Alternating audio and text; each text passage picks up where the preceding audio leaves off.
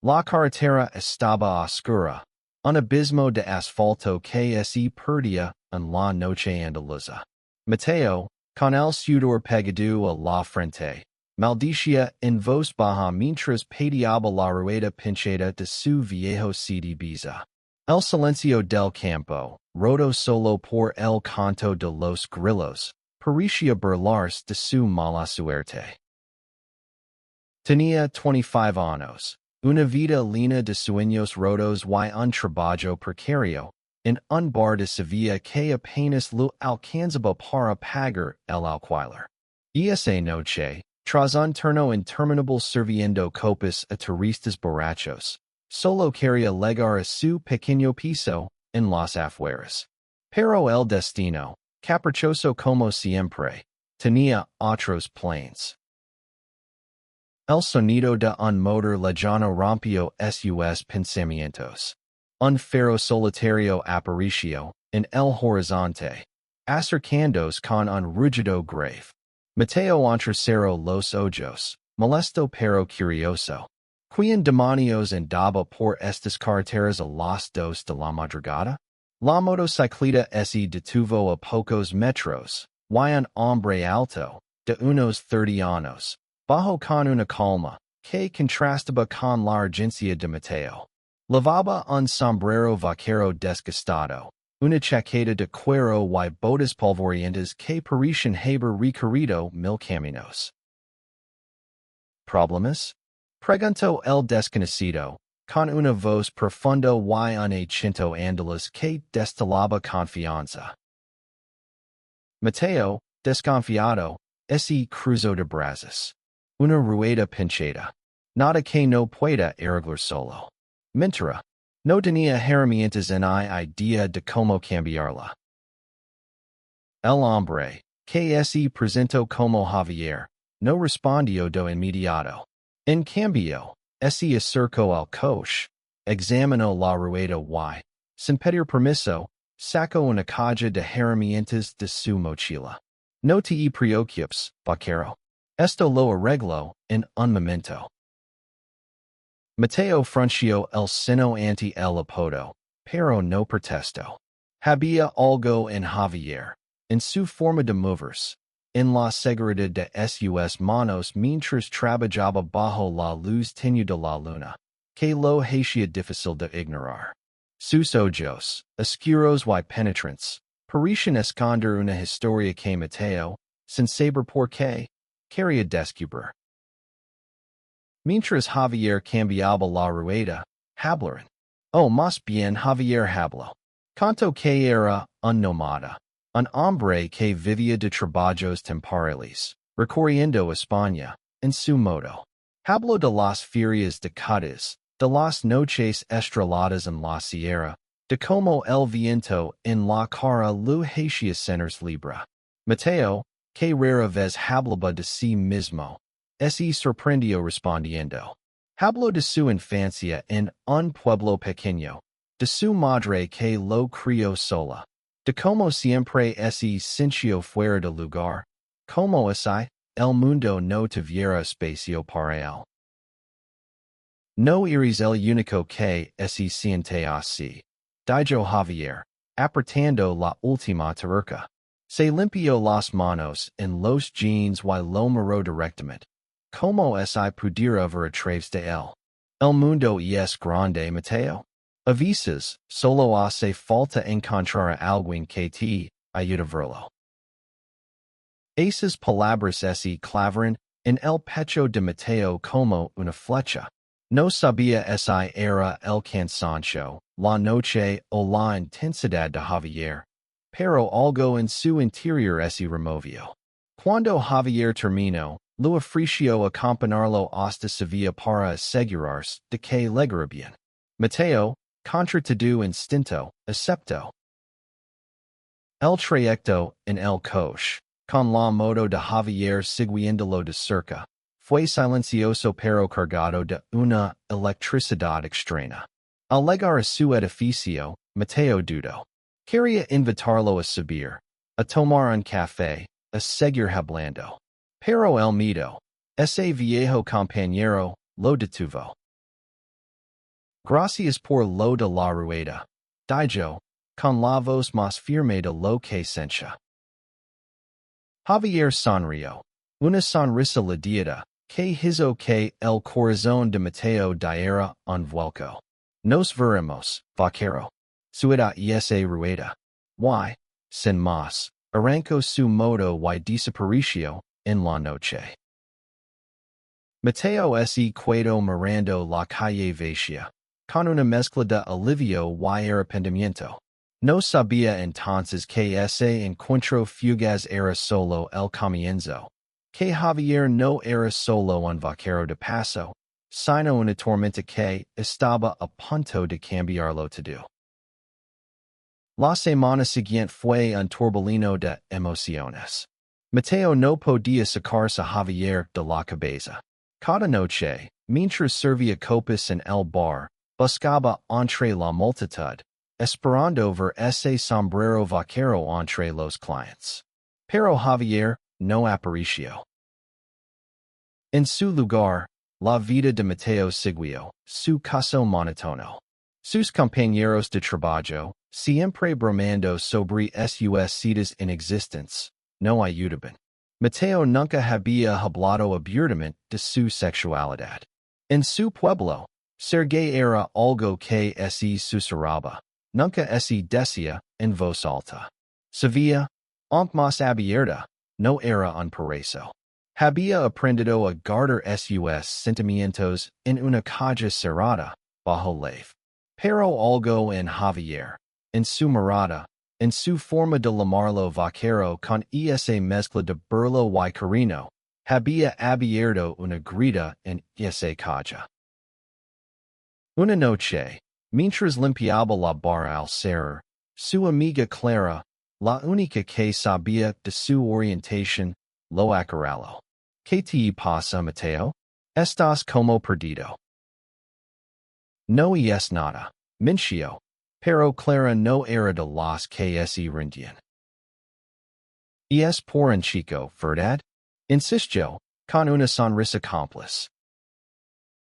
Mateo suspiró, derrotado, y lo contó lo de la rueda, lo de Javier, lo de la noche que no podía olvidar. Clara, con los ojos brillando, lo animó a buscarlo.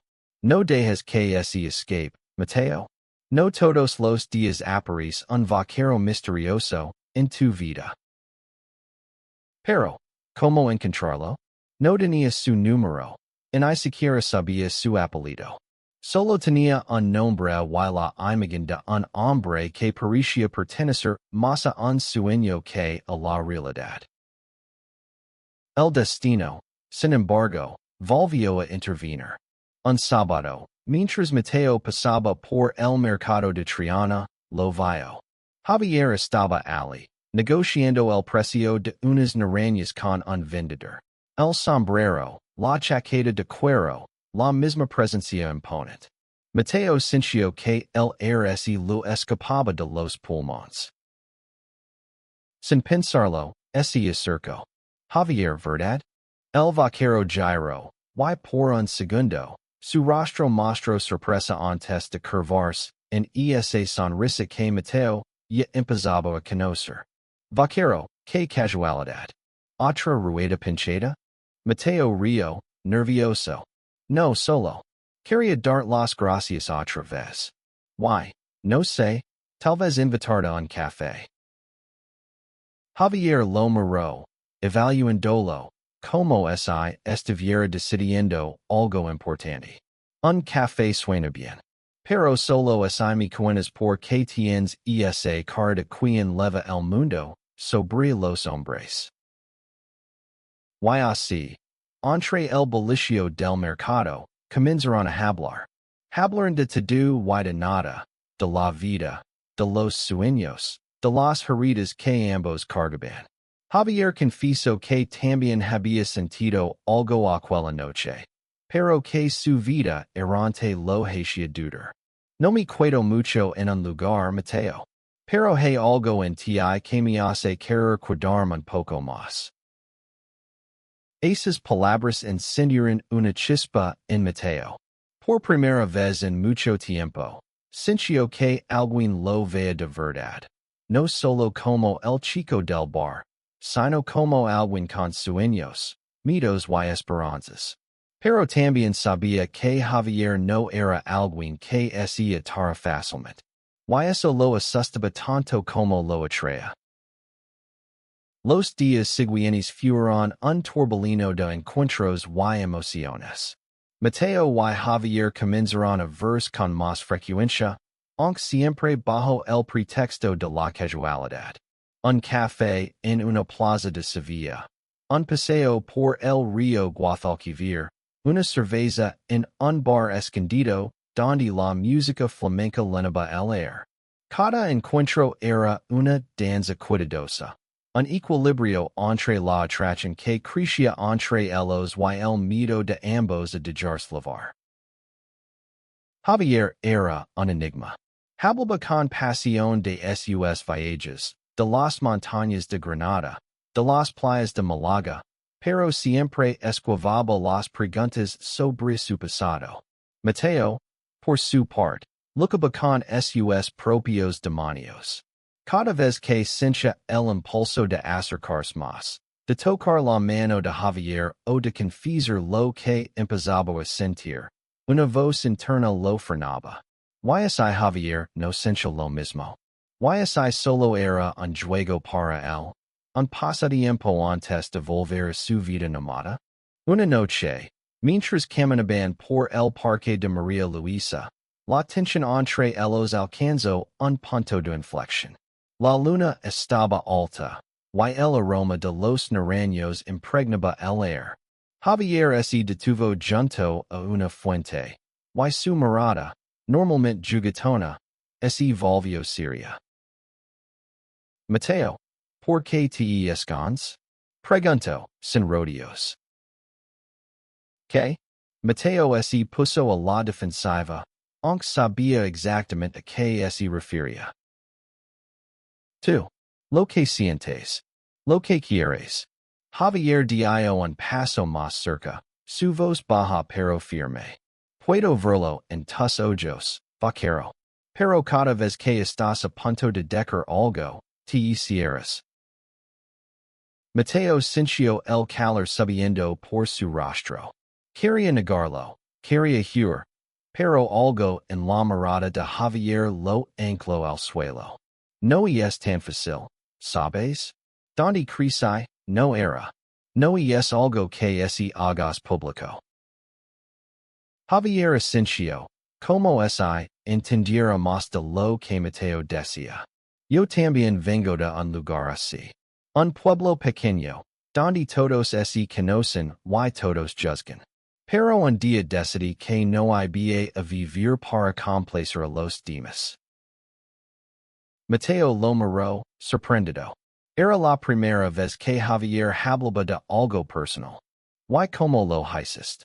¿Cómo dejaste de tener miedo? Javier rió, pero no era una risa alegre. No se trata de dejar de tener miedo. Se trata de decidir qué vale más, el miedo o la verdad. Esa noche, por primera vez, Mateo se permitió ser honesto. Le contó a Javier sobre las noches en que se sentía atrapado en su propia piel, sobre los amores que nunca se atrevió a confesar, sobre el peso de vivir en una sociedad que, aunque progresista, aún tenía sus sombras. Javier escuchó en silencio, y cuando Mateo terminó, simplemente lo abrazó. Fue un abrazo breve, pero suficiente para que Mateo sintiera que el mundo, por un momento, era un lugar más seguro. Los días se convirtieron en semanas, y la relación entre Mateo y Javier comenzó a tomar forma. No era una relación convencional. No había etiquetas ni promesas, pero había algo profundo, algo que ninguno de los dos podía ignorar. Sin embargo, no todo era perfecto. Mateo empezó a notar que Javier, a pesar de su carisma, tenía momentos de oscuridad. A veces, en medio de una conversación, se perdía en sus pensamientos, su mirada fija en un punto lejano. Una noche, mientras compartían una botella de vino en el tejado del edificio de Mateo, Javier finalmente se abrió. Hace 3 años, perdía alguien. Dijo, con la voz quebrada. Alguien importante. Mateo sintió un nudo en el estómago. ¿Quién era? Se llamaba Alvaro. Era como tú, en cierto modo. Valiente, pero atrapado. Javier hizo una pausa, mirando el horizonte. Éramos pareja, en secreto. Él no estaba listo para decírselo al mundo, y yo lo respeto. Pero un día, simplemente, no pudo más. Mateo no necesitaba que Javier terminara la historia para entender. La culpa, el dolor, estaban escritos en cada línea de su rostro. Sin pensarlo, tomó la mano de Javier. No fue tu culpa. Javier lo miró, y por primera vez, Mateo vio lágrimas en sus ojos. Eso me digo todos los días. Pero no siempre lo creo. Esa noche, durmieron juntos por primera vez. No fue solo físico. Fue una entrega emocional, un acto de confianza que los unió más de lo que las palabras podían expresar. Pero incluso en ese momento de intimidad, Mateo sintió una sombra, la certeza de que Javier, tarde o temprano, volvería a su vida errante. El verano llegó a Sevilla con un calor sofocante, pero para Mateo, el mundo parecía más brillante. Su relación con Javier era una mezcla de pasión y vulnerabilidad, un baile constante entre la felicidad y el miedo al futuro. Pasaban los días explorando la ciudad, riendo en las plazas, besándose en callejones oscuros donde nadie los veía.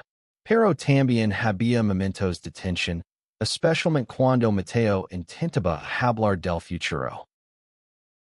No me gusta planear, Mateo, decía Javier, siempre esquivando el tema. La vida es hoy, no mañana. Esa filosofía, aunque liberadora, frustraba a Mateo. Él quería más, quería estabilidad. Quería saber que Javier no desaparecería de un día para otro.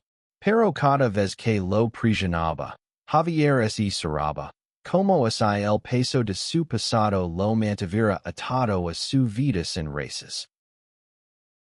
Una noche, mientras cenaban en un pequeño restaurante en el barrio de Santa Cruz, la tensión estalló. Mateo, cansado de las evasivas, dejó los cubiertos sobre la mesa y lo enfrentó. ¿Qué somos, Javier?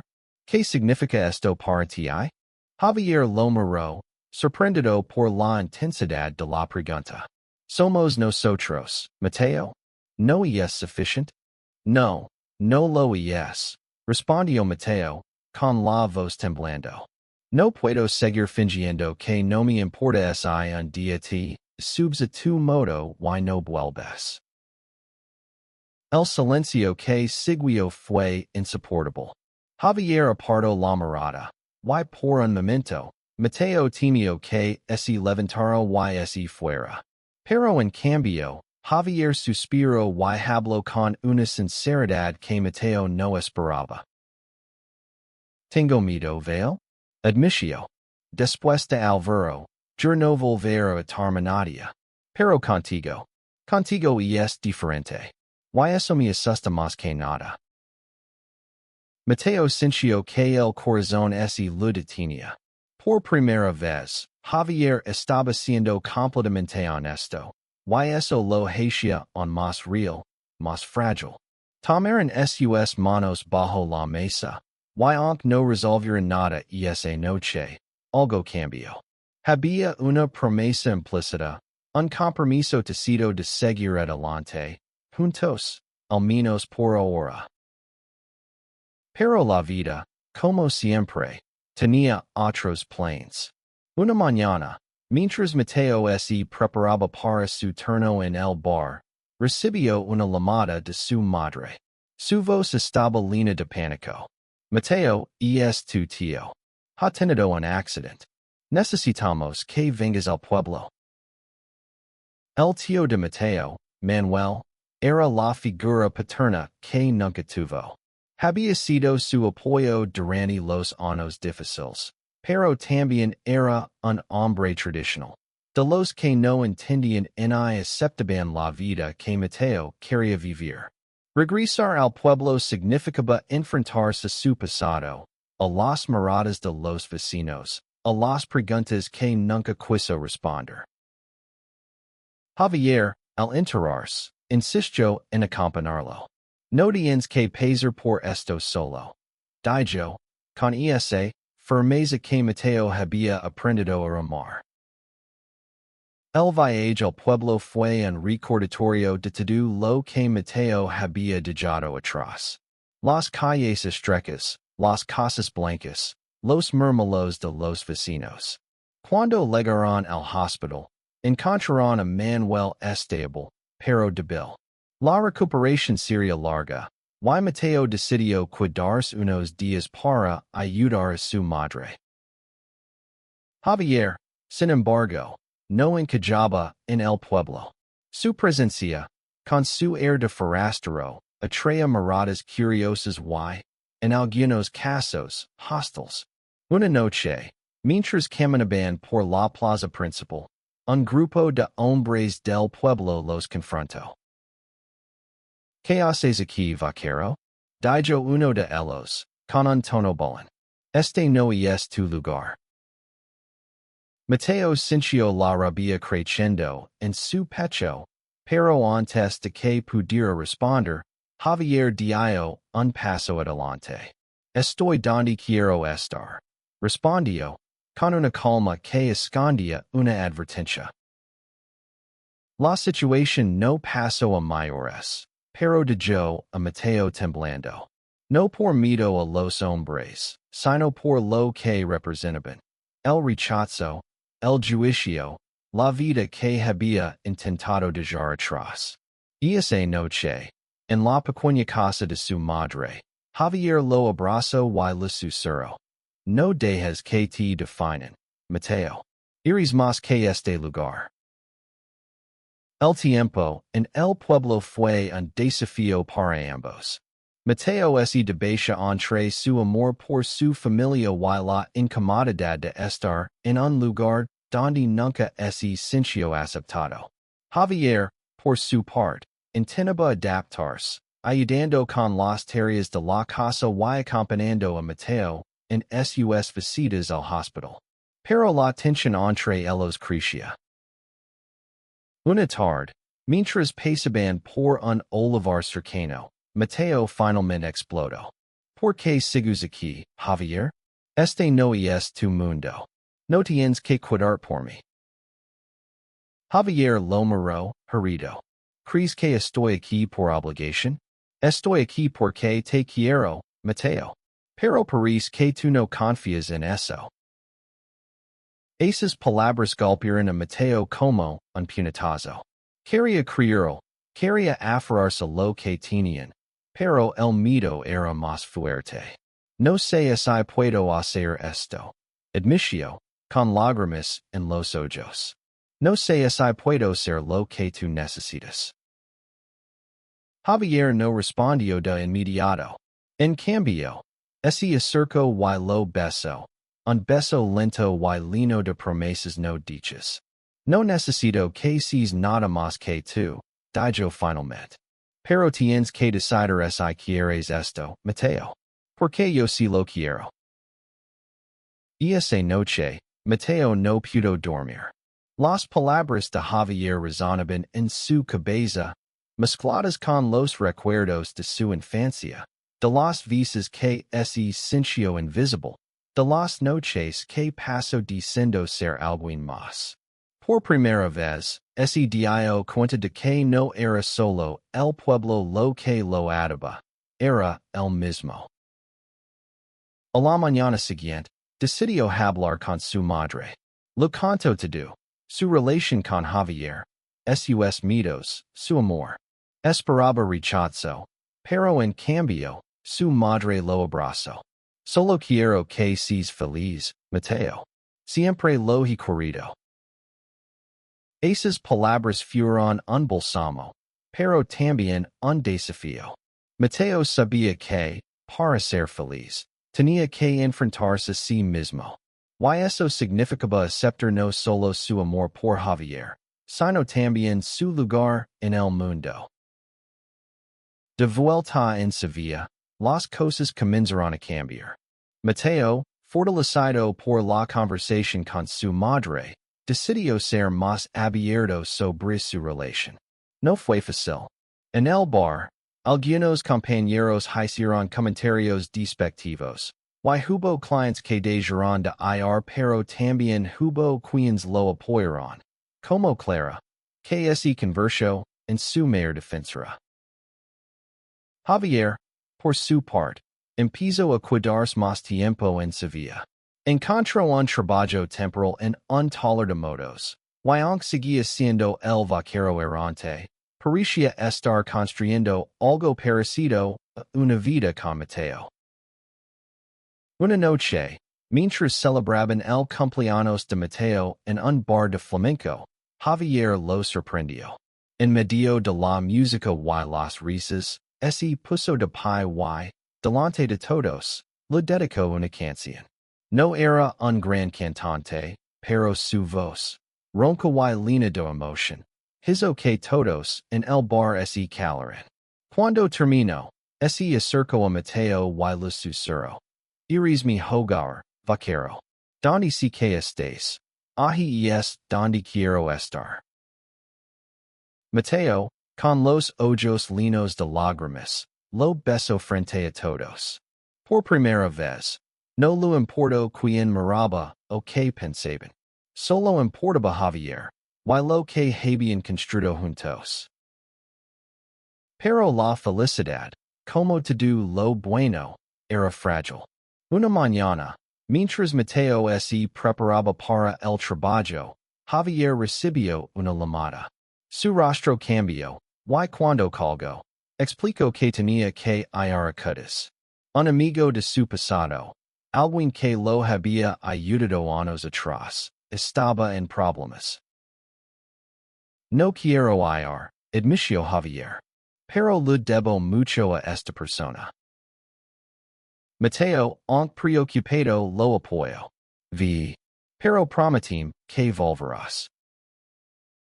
Javier sonrió, pero había algo en su mirada que inquietó a Mateo.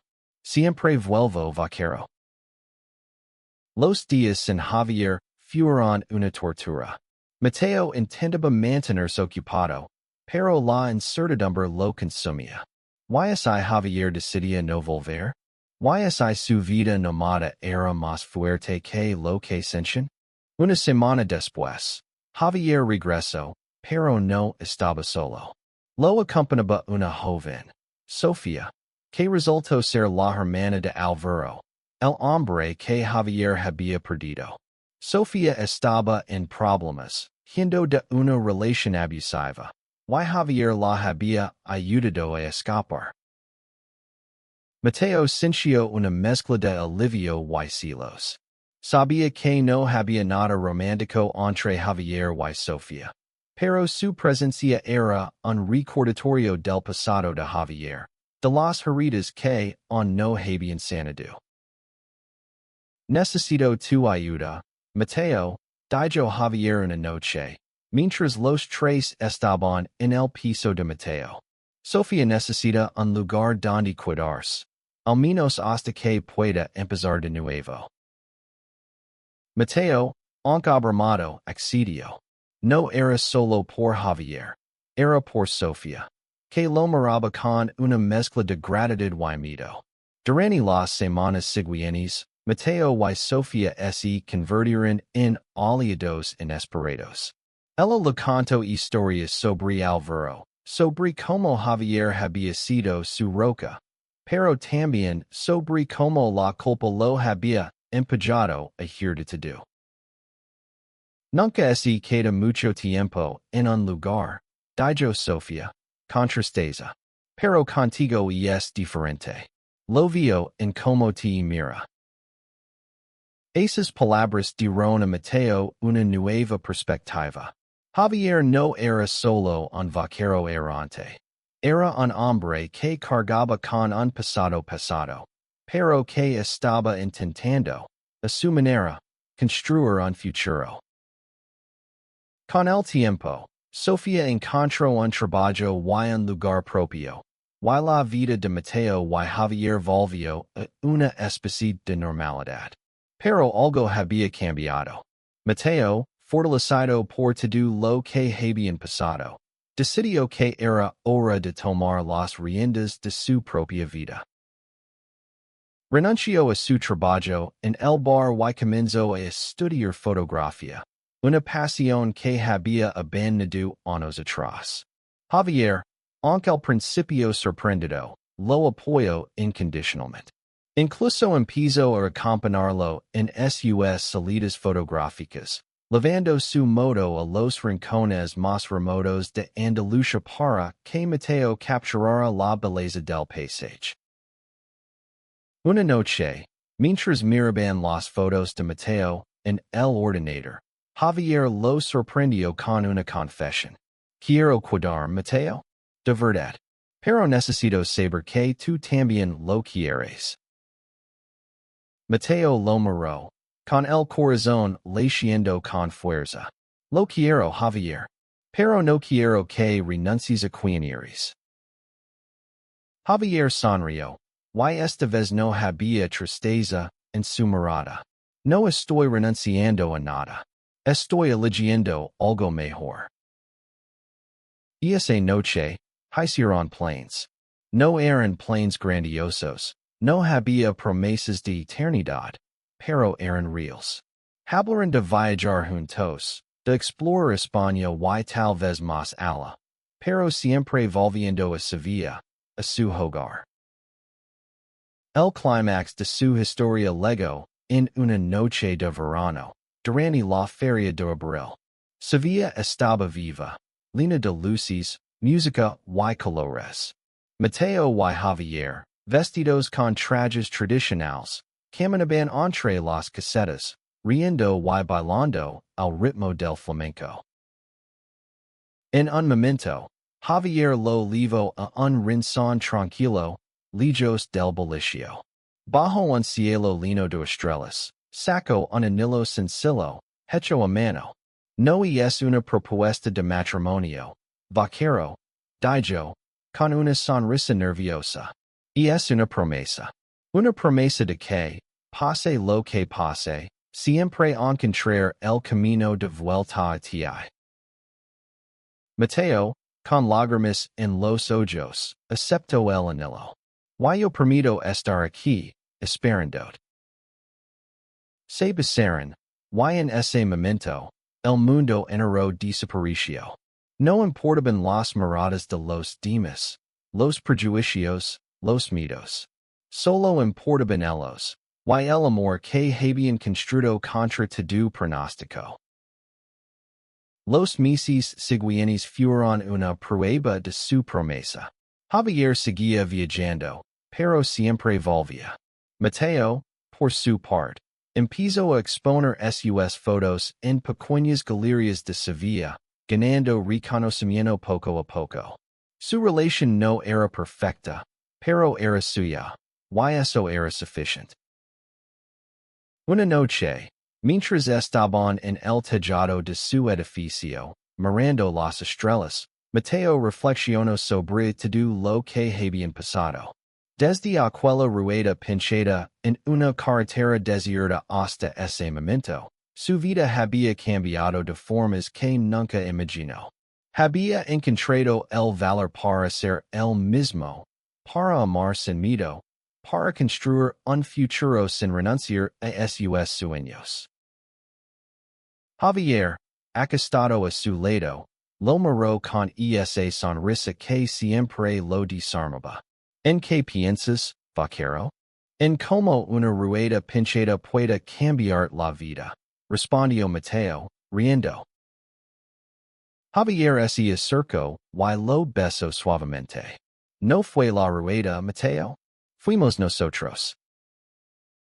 Y en ese momento, bajo el cielo andaluz, Mateo supo que tenía razón. No era solo una historia de amor. Era una historia de valencia, de aceptación, de dos almas que, contra todo pronóstico, encontrarán su lugar en el mundo. Juntos.